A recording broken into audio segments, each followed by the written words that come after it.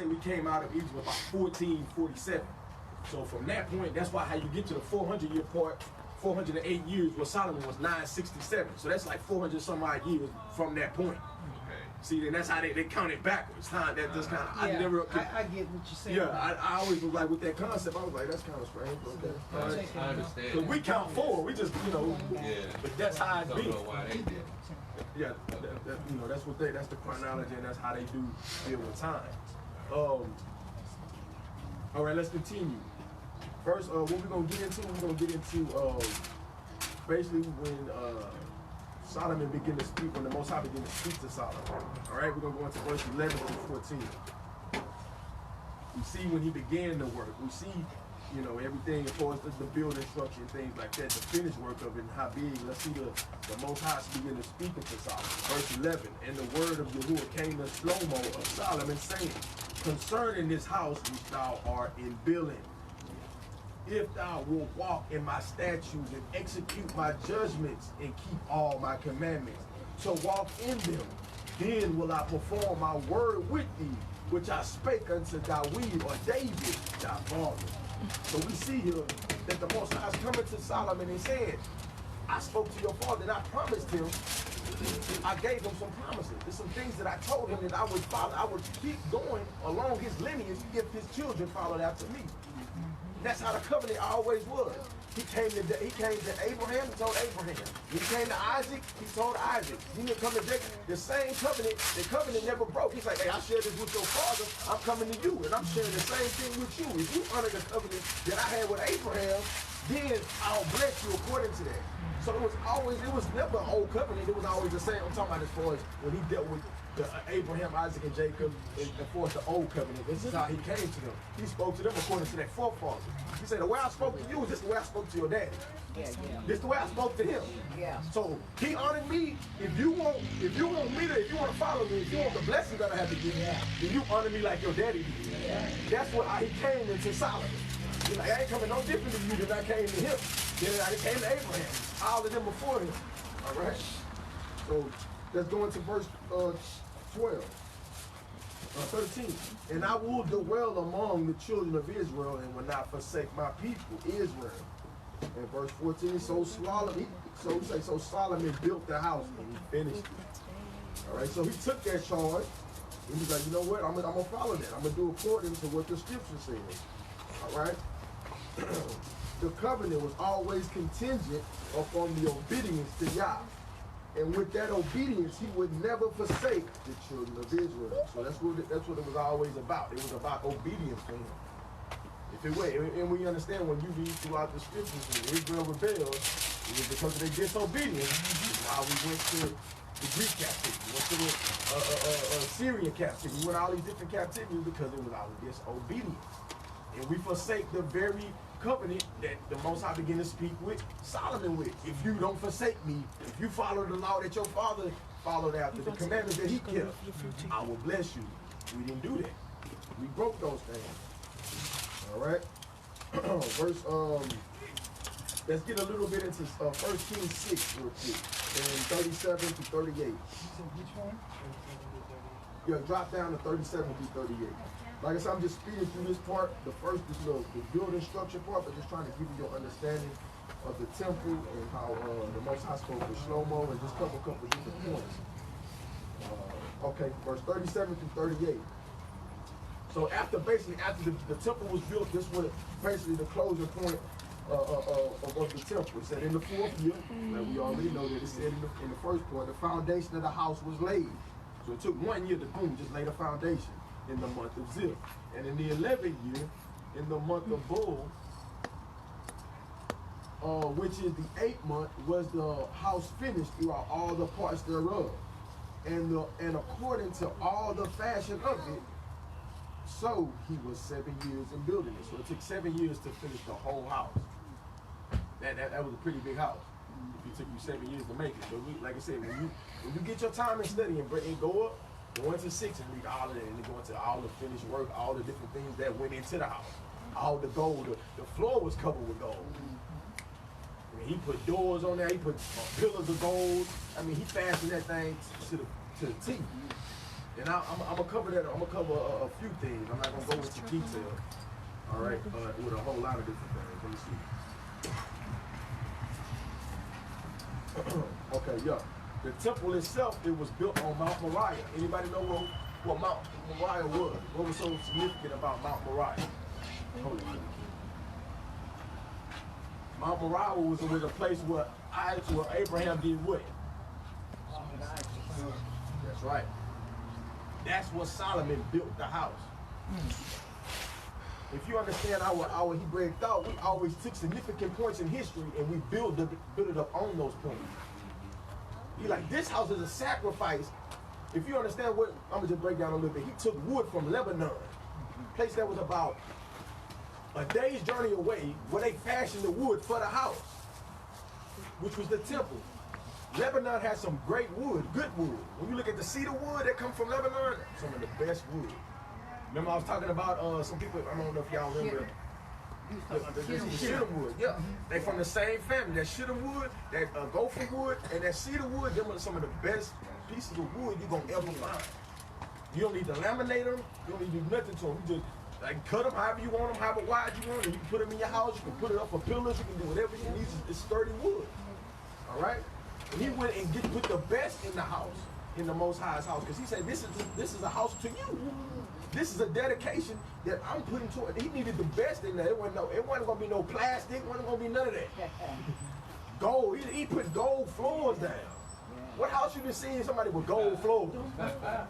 I ain't been in nobody's house with gold. They might have like a piece of gold or so. But not all the floors gold. Yeah, they better, you know what I'm saying? Painted gold. Shoot. Also, there was another part in that talking about the stones. It's talking about I'm gonna highlight this point. He said the stones were finished at a quarry, which is a deep, large pit. Where the stones were extracted and measured before coming into the building site, so that no work was heard, only the voices in the temple. So they went to the quarry outside of the temple structure where they were building, and they dug holes in the ground, and they began to get big boulders and bricks out, and they began to fashion it according to what they needed for the house. So you weren't taking them bricks, them rocks into the house or on the building site, and you hammering or you doing anything. He didn't want no noise in the temple while it's being built. You're going to build it on the outside, and you're going to bring it here, and you're just going to put it in place. He didn't want no noise inside of the temple. He didn't want all he wanted to hear was voices. He didn't want to hear no hammering, no clean, clang, clang. Nah, he didn't want none of that in the temple. This is how pristine and how methodical he wanted the temple to be built. Because why? This is how he looked at the Most High as being supreme. He's like, man, if he going to come here, this house got to be, it can't be like your house. Right. It can't be like mine. That's right. This thing got to be, and the nations came and seen this, and that's why when they would begin to come, the Greeks that came and ransacked with Alexander and them, when they came and began to ransack Jerusalem, they began to take the gold and tear down all. It was marvelous. They wanted to take that. Yes. Yes. They say, man, our king don't even look like this, man. Man, my king throne don't even look like this. Man, they end up taking everything out. They taking up the gold. They beating. Yeah. They end up trying to get it all out of them. Because they understand that they looking at it, man, this is a marvel. Let's continue. Let's go into 1 Kings 8 and 22.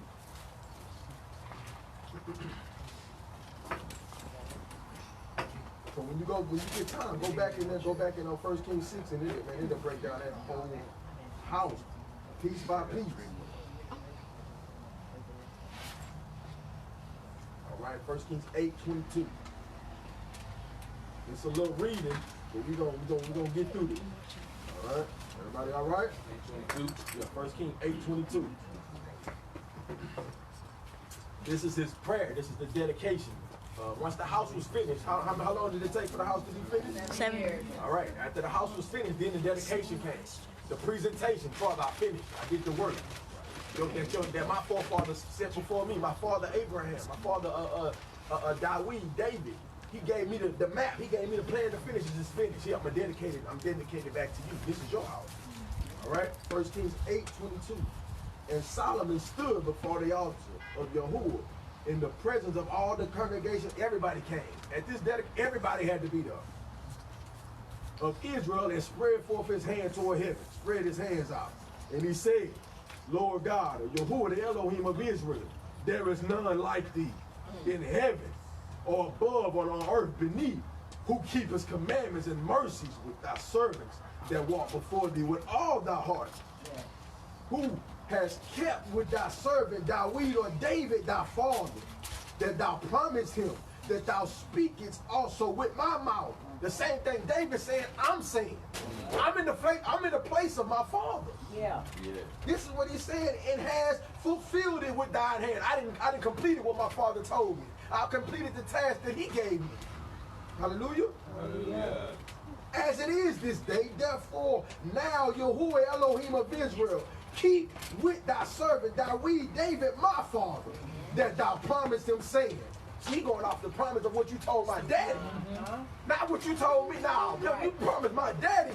I'm holding you for this is what you told my daddy. I believe you. If you told him that, I'm going to stand on it. Hallelujah. Hallelujah. Thou speakest also with my mouth. Let's do that again, okay? That David, my father, that thou promised him, saying, there shall not fail thee a man in my sight to sit on the throne of Israel, so that thy children take heed to their way, that they walk before me as thou hast walked before me. He said, the Most High promised David, called him his servant, because he had a heart after the Most High. He said, there will not be a king that will sit on the throne because of your faithfulness. There will always be a king that reigns upon the throne. Even Yeshua himself said, I'm sitting on David's throne, because that was the promise given to David, even though Yeshua is the deity, the highest above David, but he understands in the earth realm, the Most High put that throne for David because of his faithfulness. So when Yeshua come and sit on that throne, he's sitting in mighty. He's sitting in might because that throne was promised to who? It was promised that after David, every seed will follow after that will be on that throne. Hallelujah. Hallelujah. That's why he's sitting on that throne, because it was promised to him that there would not fail a king to sit up on the throne. And Yahushua will be the ultimate king that sit up on that throne. Hallelujah. Hallelujah. That's what I'm saying. All right. Let's continue. I'm a little strong today. I feel the ruach. I feel him. I feel the spirit now. Hallelujah. All right. 29. What we at? Let's see. 26. And now, O God of Israel, O Elohim, let thy word, I pray thee, be verified, which thou speakest unto thy servant, David, my father. Let it be verified. Let it be verifiable proof that your word gonna come true. Let the nation see this. Take this to the bank and cash it. But I will Elohim indeed dwell on the earth. Behold, the heaven. This is where he gonna begin to reconcile some things in his own mind. But will Elohim indeed dwell on the earth? Will he dwell on the earth? Behold, the heaven and the heaven of the heavens cannot contain me. You can't even fit in the sky above. Look what he said. This is what he thought about. He knowing himself. He began to reason. He began to look at that thing and say, how much less the house that I built you. This little house right here, this too small for you. You can't even fit here, but I understand you. Okay, I see where your heart at, but I can't fit there. But I accept it though. Yeah. He said, man, you above the heavens and the heavens. This little house ain't gonna hold you, man. Right. But he said, I understand where your heart is. I'm gonna let my spirit dwell there. You see what I'm saying? I appreciate it. He understand, but ain't no fool. Wait, man, you the Most High, bro. Come on. You ain't fitting this 90-foot house, man. He thought about it. He got some sense. Let's read that 28. Yet have thou respected unto the prayer of my servant, and to his supplication, O Yahuwah, my Elohim, to hearken unto the cry and to the prayer which thy servant prayed before thee today. 29. That thine eyes may be open toward this house night and day, even toward the place which thou hast said, my name shall be there. That thou mayest hearken unto this prayer, which thy servant shall make toward this place. Say, because your name gonna be here. That's why. That's when your servants begin to pray, they're gonna answer. You're gonna answer because your name is here. When we call on you, you gonna answer us. Hallelujah. Let's get that at 55. Let's go read a little bit more. 55 through 66. Sorry, 54 through 66.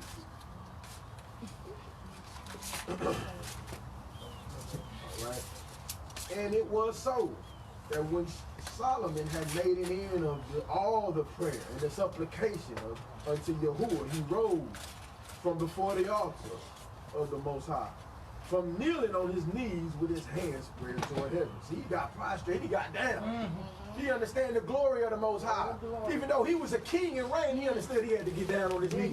He had to humble himself before Almighty Elohim. He couldn't stand up in his own glory. I gotta kneel myself, man. This man great. This is what I built for him. He said he resides over the heavens and the heavens above the heavens. Sometimes we think we got a little bit and we prideful. How the king kneel? The king got on his knees. Come on. If the king got down, then you need to be getting down too then. You gotta get down and lay down. That's right. Lay straight on. Yeah. He say, man, he got down, he got low, because he understand, man, this you right here, this ain't got nothing to do with me. This is your word that's coming manifest. This ain't nobody else's word. All right, let's continue. And he stood and blessed all the congregation with a loud voice, saying, Blessed be Yahuwah, that hath given rest unto his people Israel, according to all that he promised. There had not failed one of all his good promise, which he promised by the hand of Moses, his servant. Yahuwah, our Elohim, be with us. And he was with our father. See that? Let him not leave us nor forsake us. Say the same one that was with Moses in the wilderness, he gonna be with us. He's not gonna forsake us as long as we don't forsake him. That's right. Even if we forsake him, he's still gonna be there. But guess what? He's not gonna be there in our sin though. He'll let you go your way. He'll send you into captivity. He put us here. That's right. We across the shores from all far away from where we're supposed to be. That's right. Because we wanted to get far away in our sin. He sent you as far as your sin took you. Go. Boom. You want to go? As far as your sin took you, I'm going to send you that far. As far as our wickedness reached up to heaven, that's how far we got sent out. We all the way over here speaking a whole other language, following some customs, doing some all kind of everything that don't even belong to us. Hallelujah. These things don't even belong to us, man. We've been convinced that we all these other people. We convinced that we arguing with each other. We arguing with our family, man. No, I ain't that. Yes, you What? You don't want to be the chosen? You don't want to be the blessed people? Nah, that ain't for me. What? We don't want to be the blessed people, but that's what the scripture said. Get somebody pulling up in Isaiah 1:3 real quick. This what he said was going to happen to us. We don't even believe it. We don't even consider it. That's what the scriptures say, man. We don't even think that we the people, man. Because of society. Because of our iniquity. We've been blinded. Isaiah 1.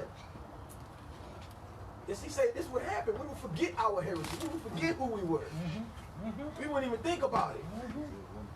Go ahead, might do that 1 through 3. That's it. Yeah, give me that 3. The ox knows its owner, and the donkey its master's crib.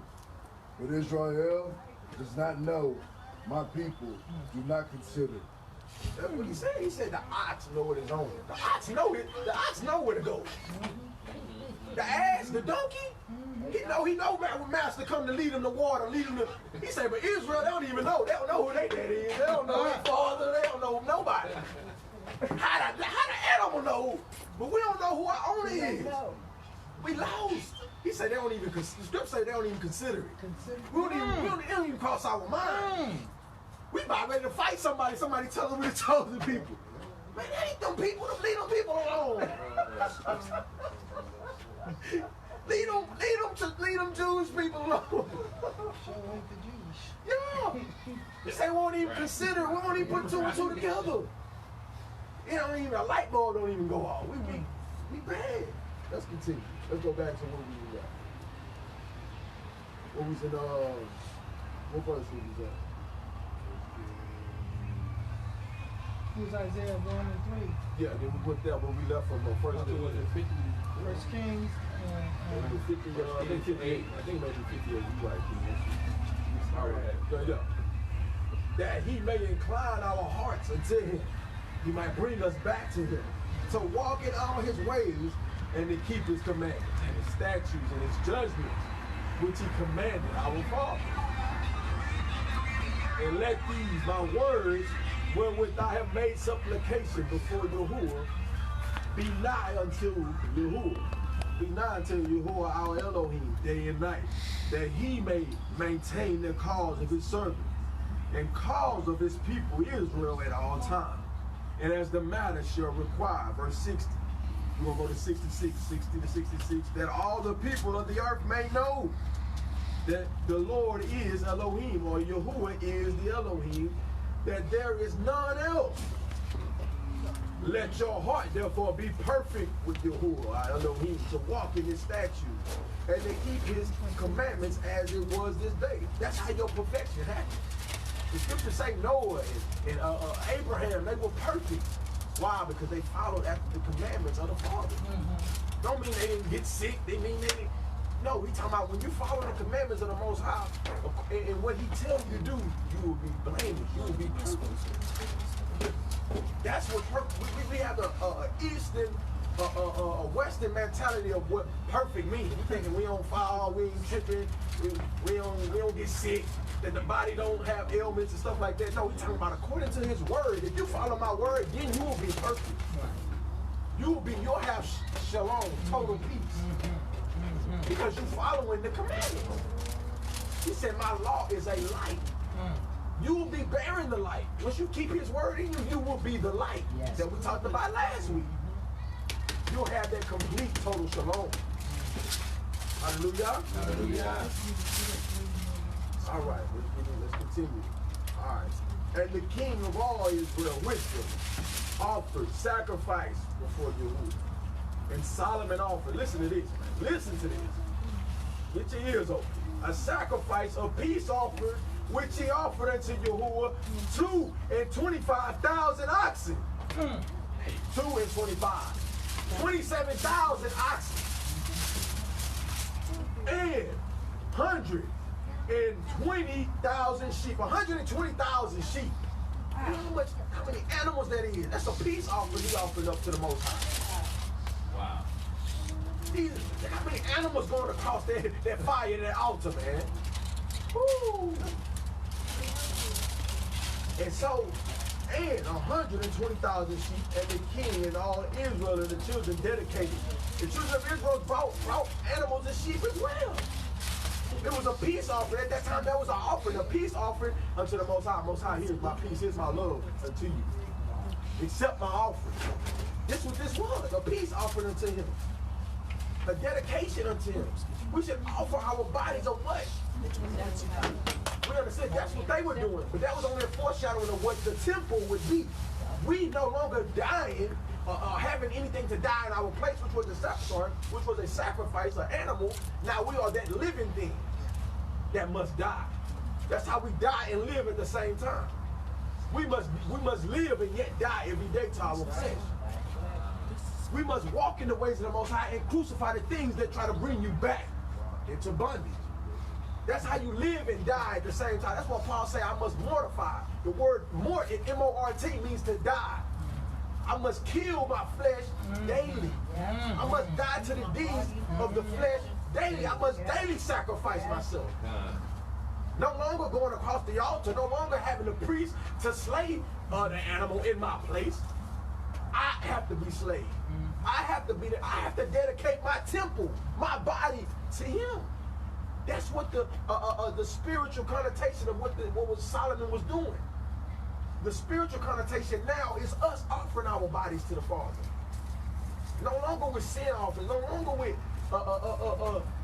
different oblations and things like that, but us giving our body as a sacrifice unto him. Hallelujah. Hallelujah. That's what it's about.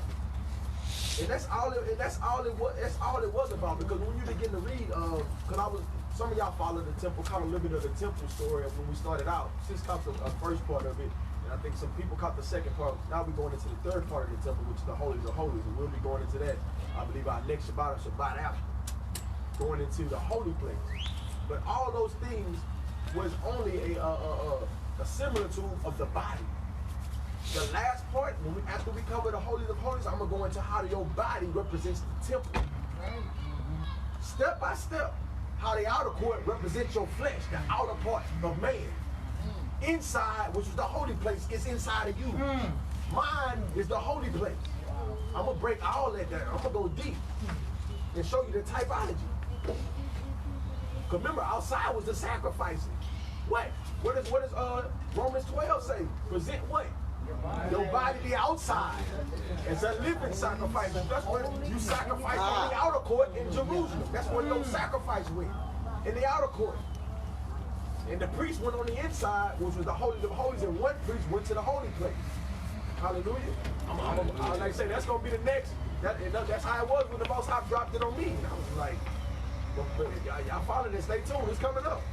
I'm going to break down the body and how it actually represents the temple. From your flesh to the inside to the mind. Hallelujah. Hallelujah.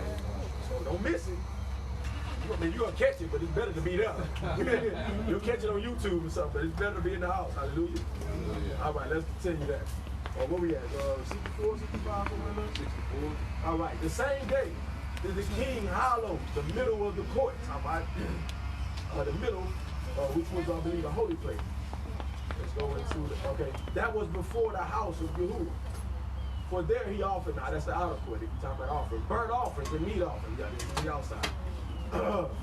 And the fat of the peace offerings, because the brazen altar, that's on the outside, that's the outer court. And that was before Yahuwah was too little to receive the burnt offerings. He had so many offerings, it was just too small. Let's take all that they had. Yahuwah was, let me see, that was before Yahuwah that was too little to receive the burnt offerings and meat offerings and the fat of the peace offerings. And here we go to the last part. And at that time, Solomon held a feast, and all Israel with him, a great congregation from the entering of Hamath unto the river of Egypt, before Yahuwah of Elohim 7 days. And 7 days, even after the 7, they went on and like, man, we're gonna celebrate another week. Let's go. 14 days. That's how big it was, the dedication.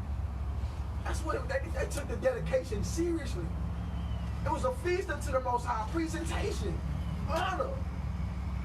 When they got the work done, they was happy to do the work. How many people, they happy to just do some work? The work. Exactly. But the work, that 7 years worth of work, they was happy to complete it. Hallelujah. 7 years of working, they were happy. They was overjoyed because they finished what that forefather had declared. All right, let's get into 66. Then we're going to go into the other part of the lesson. 66, and on the 8th day, he sent people away and blessed the king. And went unto the tents joyful and glad of heart for all the goodness of Yahuwah had done for Dawid his servants and for Israel his people. They were happy, they was pleased. Went in joy, singing, just giving praise unto the Most High. Joy is okay. They went away, everybody to leave, and they just stopped. All right, y'all. So they went away singing. They went away joyous. Did nothing stop them. They were still having a good time. Don't worry about the police. We're living righteous over here.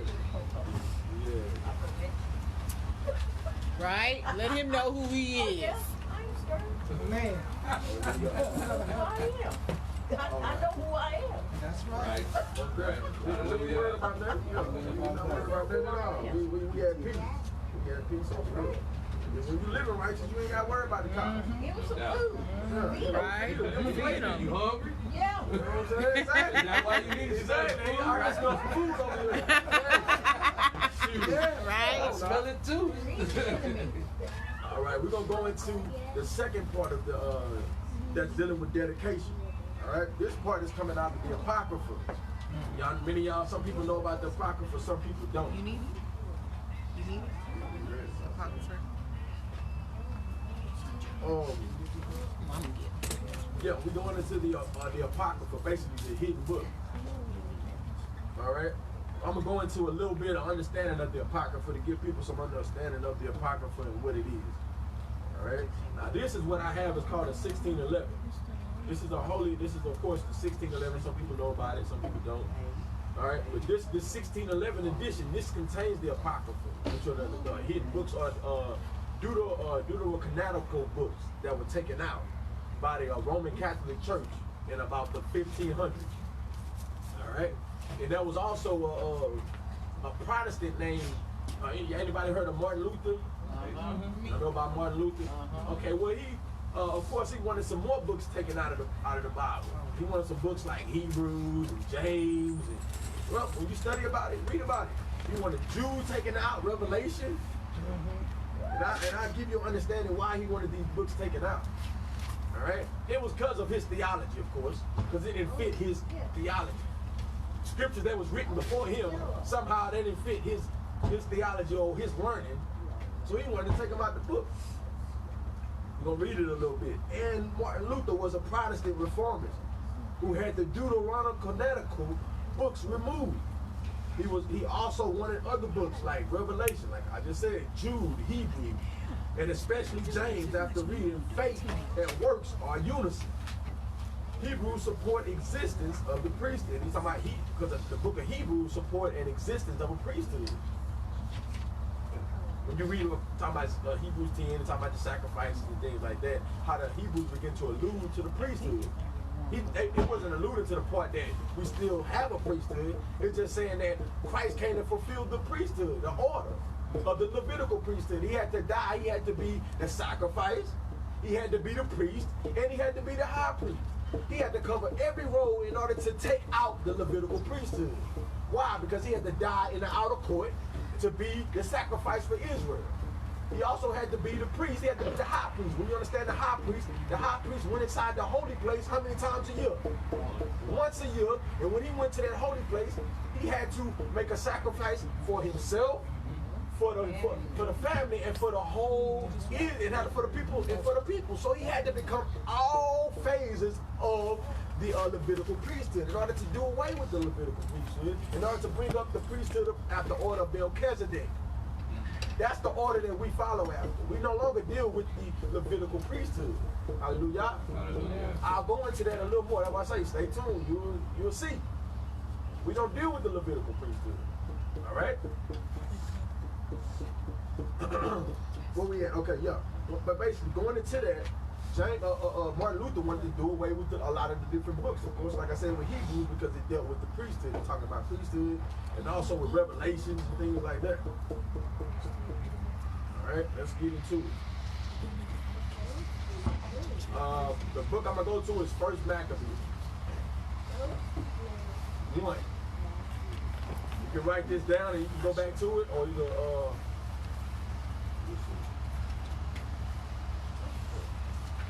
we're going to give an understanding of what happened in the Greek captivity. And what I'm going over is an understanding of what happened between Malachi and Matthew. Between that point, that's where the Maccabean period occurred. If you want to look up the Maccabean period, just Google it. It's a readily available understanding in history where the Jews begin to revolt against the Greeks. That's basically what's being covered. And that the Bible that we read now don't cover, that you don't read about it. Like what happened? But when you go into and you get you one of these, you'll begin to read and begin to see history. You begin to talk about a person named Alexander the Great. Talk about his rise to fame and how his sons took his place and how they spread evil throughout the world. But you will never know that if you don't go back and study. Hallelujah. All right, let's get into it. We're going to read it a little bit. Let me see. Matter of fact, I had it. I can give this to y'all. Let y'all look at it if you want to. 1 Kings 1 and 9. It reads a little different. It has like, this one has old English in it. So some of the words look a little funny. First, Maccabees, that's first.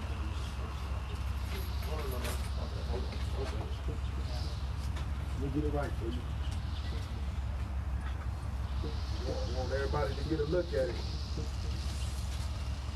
So y'all can follow along.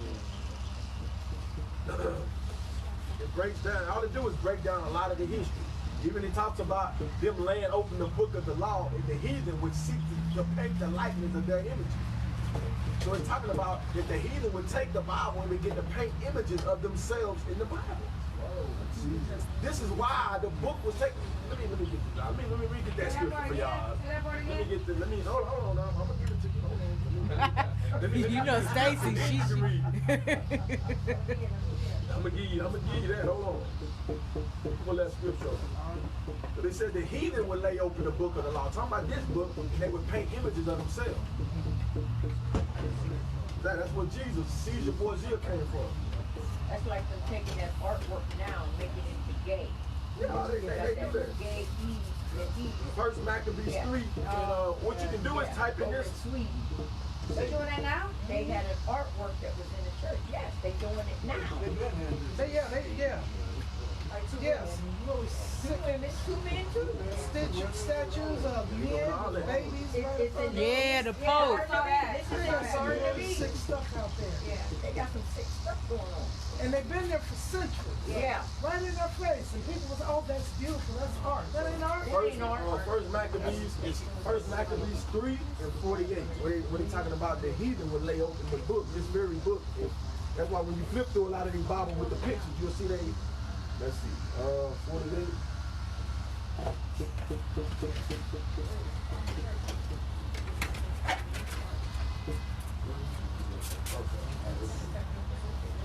Oh, that's full. Okay, I see. Here we go. Okay, it read a little different. The 48, you'll see it Adam, Eve with laid and all that. You'll check it out. 48. Yeah, we talk about it. Y'all there? First Maccabees 3, 48. Read. All right. Everybody there? Yeah. All right. And laid open the book of the law, wherein the heathen had sought to paint the likeness of their images. That's First Maccabees 3:48. It's just another reason why they had to take this and had it removed out of the Bible, because this would be a red herring, or this would be a smoking gun. So why you see what you see in the Bible now? This would obviously make them the culprit. Why we got white people in the Bible? I don't have nobody. It's only white. Well, this is the reason why. Because the heathen would lay open the book, and they would use this to corrupt the world. If you say this is Jesus, and you say, oh, he died for everybody, oh man, Jesus, automatically you're gonna believe he white. You don't need nobody tell you he white. You're looking at the picture. Perception is what? Reality. You don't need nobody tell you nothing. You look at it and you believe it. I gave. You're gonna walk with it. I gave. Yeah. You didn't I gave. Let me see. I might hold it. You can hold it. We're gonna get into it. First Maccabees 1. You in chapter. It read a little funny up here. They got the Roman numerals. That's good. First Maccabees 1. Yeah, that's 1. But we're just gonna give you 3, so you gotta go back to 1. Flip back to 1. Now, everybody know First Maccabees 1 and 1. We're gonna get an understanding and show what went on in this time, in this period between Malachi and Matthew. Point that nobody really can get into. We're gonna read about it. You say 1 and 1? 1 and 1, that's correct. That First Maccabees 1 and 1. It read old English, so if you gotta, you'll see the words. And yeah, you'll see it happened after that. Alexander, That's it. son of Philip. I'm gonna read that. You gonna read it? Yeah, I'm gonna read all that. You just follow along. I'm just marking it. I'm gonna read all that. I'm just marking it so you can see it. Okay. Let me pull it up. Let me get to it real quick. I want everybody to look at it. And this is the history. The Bible talking about Alexander. Talking about everything that happened.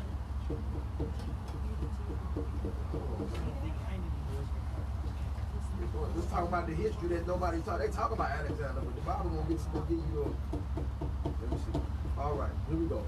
First Maccabees 1 and 1. All right, and it happened after that Alexander, son of Philip of Macedonia, who came out of Kittim. Basically, Kittim is basically like Cyprus. Had smitten Darius, king of the Persians. I remember Darius. Some of y'all know about Darius. Some people don't. And me, that he reigned in his stead in the first over Greece. See, mine read a little different. Mine say Yvonne. Yvonne is Greece. and made many wars, and won many strongholds, and slew the kings of the earth. Alexander became great because what? He killed nations, he killed people, and made them subjective unto him. That's how he gained his power. That's how he gained his wealth. When you read it, we read about him in school, couldn't nobody hold Alexander. He was cold. Man was a great revolutionary. Man, he had a great mind when it came to war. Even I'm gonna say that for the back end. I'm gonna say that if we talk to the drop. Let's keep going. He slew the kings of the earth, the great kings, like he said in Persia. Persia was a great dynasty deal with Artaxerxes. If you looked at the movie 300, that's the one. He ended up dying at the hand of Alexander. All right. 3. It went through the ends of the earth. He went all over the earth, man. Went even into Egypt and started killing people. That's how Egypt became whitewashed. He went everywhere. This man was wicked, but he had a strong empire. And went through the ends of the earth and took spoils of many, took everybody gold. It's so much that the earth was quiet before him, man. When he walked through, everybody. Ain't nobody making no noise when he come through. What happened? Hey, I'm good. Lord Debo, what changed? You know what I'm saying? And Debo, he come through with the house slippers on, man. He on the bike, he coming up the street. Ain't nobody saying nothing. Here come Debo. That's how Alexander was. When they seen him, they tucking their chain in, bro. Real talk, giving you a natural illustration. He was the Debo at the time. He was Debo and boys, man. Taking stuff, taking folk chain. Where's my mama chain, man? Yeah. He hijacking boys, man. Alexander was a thug, man, I'm telling you. He was ruthless. Shoot, but nobody stopped that man, bro. Let's continue. Y'all know I'm gonna bring it home for you.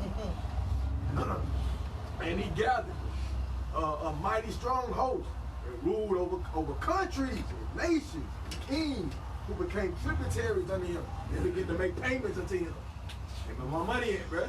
Pay up. I ain't got it. I mean that. You have to pay. You have to pay tribute. Hallelujah. He making everybody pay because he got to run the empire. Keep my empire going, you got to pay up. All right, let's continue. And after these things, he fell sick and perceived that he should die. Wherefore he called his servants, such as were honorable, and had been brought up with him from his youth. So his homeboys, his good friends, and imparted his kingdom among them, dealing with Ptolemy, dealing with I can't remember the other cats, but I know Ptolemy in particular who ruled in Egypt, while he was yet alive. So Alexander reigned 12 years and then died. And his servants bore rule, everyone in his place. And after his death, they all put crowns upon themselves. So did their sons after them. Many years, and evils were multiplied. You say you think Alexander got wicked? They got wicked in the earth. They got even more horrid than he did. They got wicked. They multiplied after him. Hallelujah. They got wicked. My page is turning. Hold on. All right, let's go to 41. We're gonna speed this up. We're gonna get to the dedication part. I'm just giving y'all a little history, all right? Maccabees 41? Yeah, we did. No. Stay up. We're gonna go to 41 first. Oh. Stay up, my bad. Stay up. All right, this is when we get to the good part. All right, moreover, King Antiochus wrote to his whole kingdom that all should be one people. This new world order ain't just starting a couple years ago. This been started. They understood when they make everybody all one people, they can't stop us. They said he wanted to make Antiochus wanted to make everybody one people, one nationality, one everything. 42, and everyone should leave his laws. Everybody leave your God. Everybody leave what you doing. And so all the heathen agreed according to the commandment of the king. Remember, they had all kingdoms of the world. They had all the kingdoms that were going to follow them. So they made all the kingdoms subjective unto them. Yea, many also of Israel consented. Many of our own people, they're like, well, yeah, he got all the power. Hey, we consent. to his religion and sacrifice unto idols and profane the Shabbat or the Sabbath day. For the king had sent letters by messengers unto Jerusalem and the cities of Judah that they should follow the strange laws of the land. Hey, man, hey, I gotta follow these, man. Y'all under our rules. Y'all gotta follow this. See what happened. Verse 45.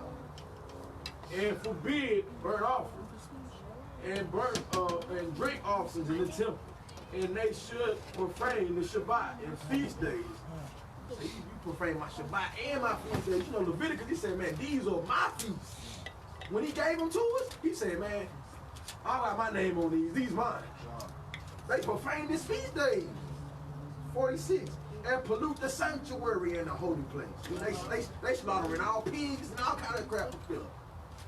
Set up altars and Osra. Remember Osra, they're dealing with that Easter, God of Easter. They got the ends and dealing with all that. They followed Ashtoreth. Yeah. Dealing with the bunny eggs, dealing with fertility. And capping chapels and idols and sacrifice swine flesh and unclean beasts. You know we ain't deal with swine. They up there they turn the altar and start sacrificing swine. Well, we went backwards. All the way backwards. That they should also leave their children uncircumcised. You know we was dealing with the circumcision because after the covenant that we had with Abraham, that our children would be circumcised. I mean, we ain't doing none of that. We going back. We ain't circumcised and we eating all this pork. And make their souls abominable with all manners of uncleanness and profanation. 49. To the end, they... I got it. You say profanation? Profanation, yes. That's homosexuality. Huh? In your book is homosexuality? We looking it up. What you got? Profanation? Profanation, yes. We looking it up. Profanation too. We got profanation, but we thinking it's homosexuality. All right, somebody put that word up. Let's look it up real quick. I have the concordance. Yeah, concordance on that. What you got? I have the They're probably going to the Greek. what was the chapter we were just in? I'm sorry. First Maccabees. First Maccabees. I don't know if I can pull it up in this. No, I can't pull it up in this report. Oh, you can, profanation. Yeah, They're going to give you a Greek or English term. If you can look the word up, it's probably, I'm thinking it's profanity, like profane things. All the, Desecration? yeah, desecration, Yeah, profane you're things. actually depriving something of its sacred character. Yeah, profane. Blasphemy, desecration, sacrilege, Yep. some type of irreverent, violation, a disrespectful act. That's right, profane, that's right. Dealing with basic profanity, like you said, profane. All the wickedness that we was indulging in. All right, where we at? 49. To the end that they may forget the Torah, and forget the law, and change all their ordinances. 50. And whosoever would not do according to the commandment of the king, he should die. In the same self-manner, broke he his whole kingdom. He didn't just tell Israel, he put it out through all the kingdoms, all the provinces, everywhere. Hey, this is what we gonna do. If you ain't down with it, you gonna die. That's what you basically putting out. So we gonna see what we face with, what we gonna do about it. All right? And in the self-same, okay, commanding the cities of Yehuda to sacrifice, city by city. Then many of the people were gathered unto them, to wit everyone that forsook the Torah. And so they commanded evils in the land, and drove Israel into secret places, drove them into mountains, drove them into corners. These little pockets where they tried to run for refuge to get away from the sacrilege, the profane thing that they was trying to make them follow after. They were trying to hide and get away from it, going into strongholds and all these type of things. All right? And to everyone that forsook the Torah, so they committed evils in the land, and drove Israel, okay, to the secret place, whosoever they could flee for him. 54. Now the 15th day of the month of Kislev, in the 145th year, they set up the abomination and desolation upon the altar, and built altars and built idol altars throughout the cities of Yehuda or Judah on every side, and burnt incense at the doors of their houses and in the streets. And when they had rent in pieces the Sipharim, or the book of the Torah, which they found, they burned with them with fire. They burnt the book of the law up. They was already wicked. So they're like, man, what's this book, man? We don't need this book. They burnt it. Burnt the Torah. Burnt the law that the Most High gave us. Well, that's wicked, man. Your heart turned from the Father to you. Burn these commandments up. No, we ain't keeping those commandments, man. Nah, burn that up. We ain't with all that no more, bro. We following after the king order. Let's continue. 57. And whosoever was found with any sefer, or the book of the covenant, or if any committed to the Torah. So if any forsook all that and kept the Torah, the king commandment was that they would be put to death. That's the point I wanted to cover with that. And whoso was found, you see, yeah, basically. So that dealt with even a part of slavery. That's what that brought up to me yesterday when I was just going over it. Remember they caught you with a book? Yeah. Caught you reading with that Bible? Man. Yeah. So you was gone. Yeah. You got lashes or you got killed. Yeah. Why so much vitriol all over a book? Because they understand. If you got a book, that means you read. If you read it, then you got understanding. If you got understanding, that means you Bible to do something with the knowledge that you got. You got knowledge. Yep. What is knowledge? Like I said last time, if you ain't applying it. So they understand. If you got knowledge of something, you might be waking these other up to who they are. AKA, i.e., Nat Turner. So they understand that very book. So what they've been doing, and what we saw in slavery is something they've been doing. They've been doing. Been wanting to keep us from keeping the Torah. Hallelujah. Hallelujah. Verse 58. Thus did they by the authority unto Israel every month, to as many as were found in the city. Okay, let me read that 59 and we're going to jump around. It's a lot to cover. Now the 5th and 25th day of the month, they did sacrifice on the altar, which was upon the altar of Elohim. So they put that up on God's altar, bro. They cold. Let's go to 1 Maccabees 2, 1 through 6. We got a couple, jump over to chapter 2, stay in 1, the chapter 1. 1 Maccabees 1. I'm sorry, 1 Maccabees. Stay in the book of 1 Maccabees, but go to chapter 2 and verse 1. Y'all work with me. I'm trying to get you. Books down. All right. Everybody there? Hallelujah. Hallelujah. Good? Everybody good? Yes, sir. Right. All right.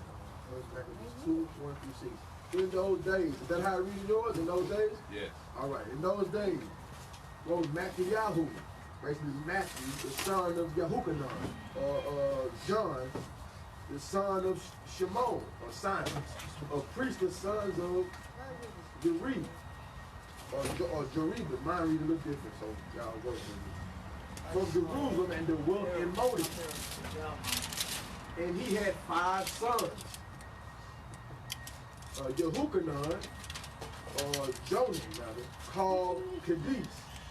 Shimon, called the seed, and Yehuda, who was called, I'm breaking these words out, I got this highlight, or Maccabeus. Eleazar, or Lazarus, called Avarim. Jonathan, whose surname was Aphi. And when he had,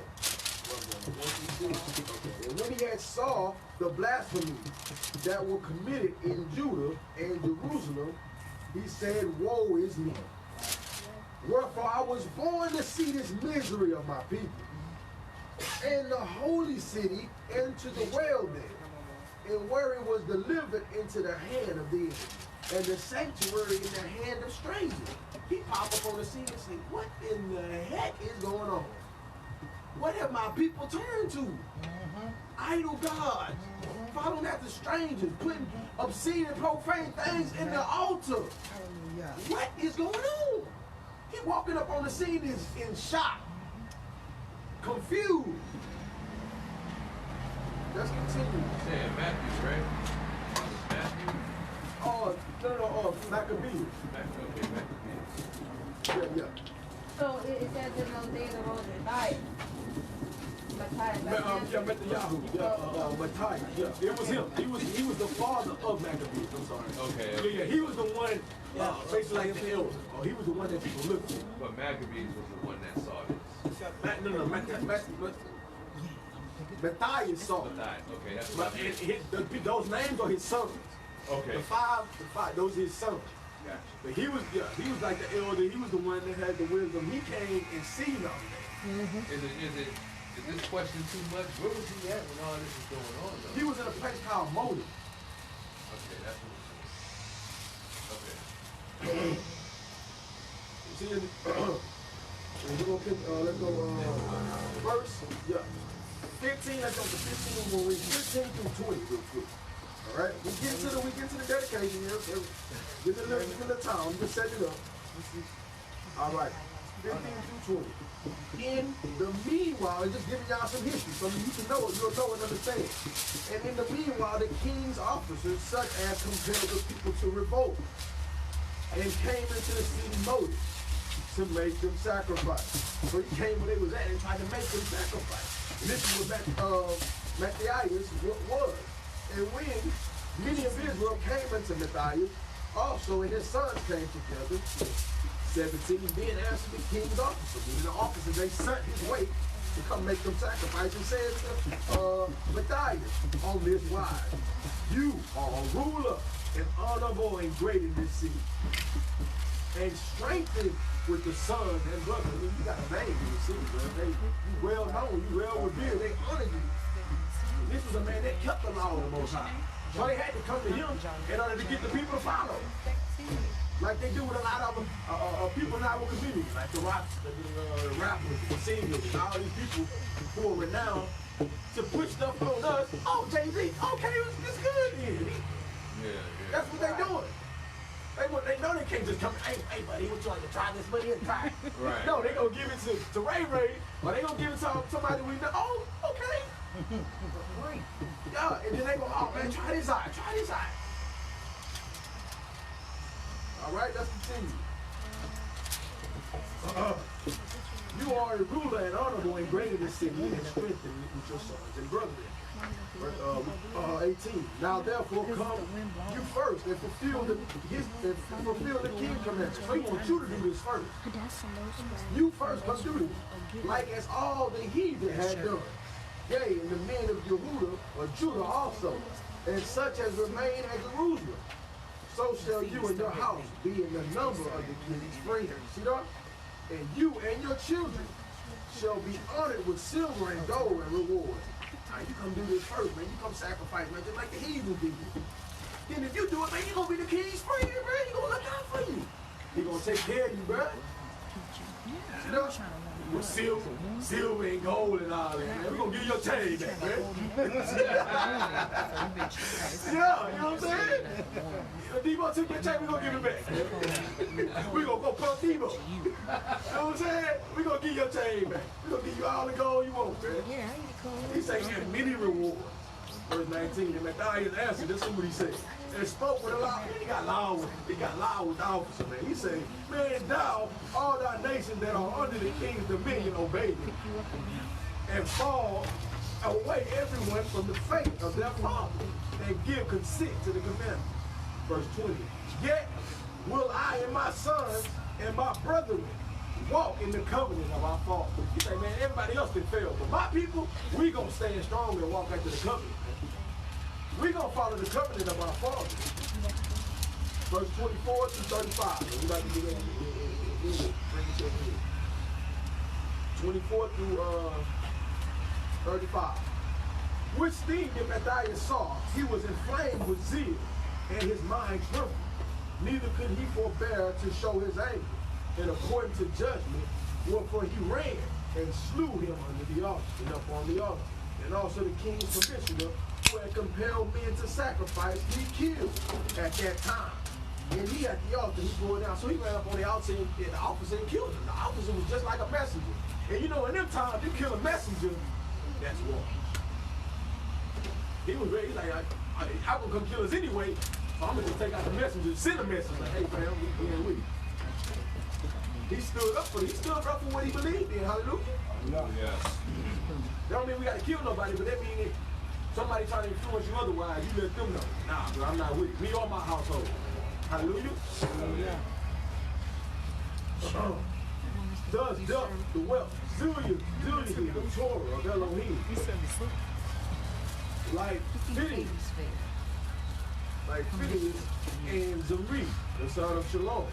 And Matthias cried throughout the city with a loud voice, saying, whosoever is zealous of the Torah or the law and maintains the covenant, let him follow me. It was an uproar then. He said, man, everybody, if y'all with it, if you zealous of the covenant, you follow me, because it's war. It's war now. 28. So he and his sons fled into the mountains. They went into the mountains because they know they were going to come look at them. They would come right to that same spot. Hey, where you at? Well, let's get up to the mountains where we can at least protect ourselves. And we can fight back in a better position. And he and his sons fled into the mountains and all of the cities which they had. They left everything that they had in the city. They left everything. The house. Hey, baby, y'all stay. If we good, we going to go fight. If we don't make it back, you know what to do. 29. Then many that sought after justice and judgment went down into the wilderness to dwell there. Both they and their children and their women and their cattle, because of the affliction increased so upon them. We're going to 35, okay. Now when it was told that the king's servant and that the host that was at Jerusalem in the city, that certain men had broken the king's commandment, were gone down into the secret place. So word got out, and they went to the secret place where they hide in the mountains, they hide in the wilderness, bro. Word got back to the king, what happened? They pursued after them, a great number, and have taken and overtaken them. They camped against them and made war against them on the Shabbat. And they war on the Shabbat. And y'all know what we do on the Shabbat. Go chilling. So they like, yeah, we gonna get them on the Shabbat. They ain't gonna be chilling. They ain't gonna be expecting us.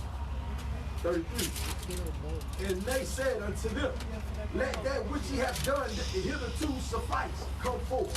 And what you done, we're gonna let that ride, bro. I'm gonna let you have it. I'm gonna let you have that. What you did to my people, to my servant, I'm gonna let that ride. Just come out and follow the commandment. Come forth and do according to the commandment of the king. You're gonna live. Even after he killed him, like, bro, we're gonna let you have it. Because he understood. He wanted the whole kingdom. He wasn't willing to let go of his servant. You know, the servant, okay. Because he knew he needed to get all of Israel serving the Most High. I mean, serving their God, or serving the king, rather. So he was willing to put away that his servant died. But they said, we will not come forth. Man, we ain't coming out. Neither will we do the king's commandment to profane the Shabbat. 35. So then they gave them battle with all speed. They came out quick. All right, not, we're going to come at you again. Let's continue. 39 to 46. It's good? Yes, sir. All right, we're about to be Hallelujah. done. Give a little history. We're about to be done. About to wrap it up. We got 2 more points we're going to cover, and then we're going to knock it out. All right, 39 through 46. And it's a lot. When you read the Maccabees, what's all? This just a little bitty little scratch to the surface. Now when Matthias and his friends understood thereof, they mourned for them sore. I mean, the people that came against the fight with speed, they ended up killing them. They ended up killing Matthias' friends. And one of them said to another, they looked at each other and said, if we all do as our brother have done, and fight not for our lives in the Torah against the heathen, they will now quickly root us out of the earth. So, because it's the Shabbat, we're going to die like them if we chill and say, nah, we're not going to fight y'all. So they're like, you know what? On the Shabbat, if we got to fight, just to solidify and let you know that we're not going to move off our post, we're going to fight. They say, nah, we're not going to move, bro. Because if we don't, we're going to, the same thing that happened to our friends going to happen to us. If we don't fight, we ain't with it. All right, what we at? 30, we at 41. And at that time, they therefore decreed, saying, whosoever shall come to make battle with us on the Shabbat, we will fight against them. They already made it up in their mind. Neither will we die. Neither will we die all. They say, all of us are not going to die. As our brothers that were murdered in the secret place, then came there unto him a company of Hasbaeans, who were mighty men of Israel. Even all such were voluntarily devoted unto the Torah. So these men came out of nowhere because they were devoted. They found him. They're like, man, I heard the calls. I'm down, bro. Where you at? What's up? What you need? The mighty men came and showed up. Also all they that fled for persecution joined themselves unto them and were a stay unto them. So they joined their forces. So they gained more people. They got more people that were down and smote sinful men in anger and wicked men in their wrath. But the rest fled to the heathen for help. So they even started knocking out some of their own people that was wicked. Wow. And then they ran to the heathen for help. Oh, that's cold. So they killing us. We being wicked. Help me, help me. Help me. Help me. Boy, this thing, wow. Then Matthias said his friends went round about and pulled down the altars. All this wickedness they got going, man, we tearing all this down. Because 46, and what children soever they found within the coast of Israel uncircumcised, though they circumcised Balaam. All those they found them when keeping the Torah through circumcision. Hey, y'all getting circumcised. Come on. They pursued also after the proud men, and the work prosperous in their hand. 48. So they recovered the Torah. They went and got it back out of the hand of the other people and out of the hand of the kings. Neither suffered they the sinner to triumph. So the sinner didn't win. 49. This is the last part of that part. We're going to jump to 1 Maccabees 4. Now, when the time drew near that Matthias should die, so after all that he began to fight for so long and he got older, he said unto his sons, now has pride and rebuke gotten strength, and the time of destruction and the wrath of indignation. Now therefore, my sons, be zealous for the Torah, for the law, and give your lives for the covenant of your father. Call to remembrance what acts all your fathers did in that time. So shall you receive the great honor and an everlasting name. He charged his children. He charged them. Say, man, if you stick to this, man, if you follow this, your name not gonna fade away. You stick to the charge, because they were still fighting them. They were still fighting the Greeks. Even up to the point where his father died and he began to charge them. Hallelujah. All right, let's go into 1 Maccabees 4, 54 through 61. And then I think that's gonna be it for that. And then we're gonna go into the yeah, that's the last little piece. All right, of the war. Chapter 4, verse 54.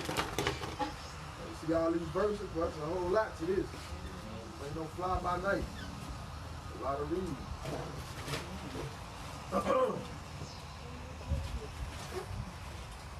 right. This is talking about the fight of the children, of the sons that they took on. The children and his friends, they begin after the father died. This is them going forth. Look, and what time and what day the heathen have profaned it. Even in that was it dedicated with songs and cisterns and harps and cymbals. Oh, I'm sorry. Hold on. I'm sorry. Let's go back. My bad. I jumped free. Give me 50. Jump back to 2, chapter 2. Then we're gonna jump to that. That's the part where they begin to celebrate.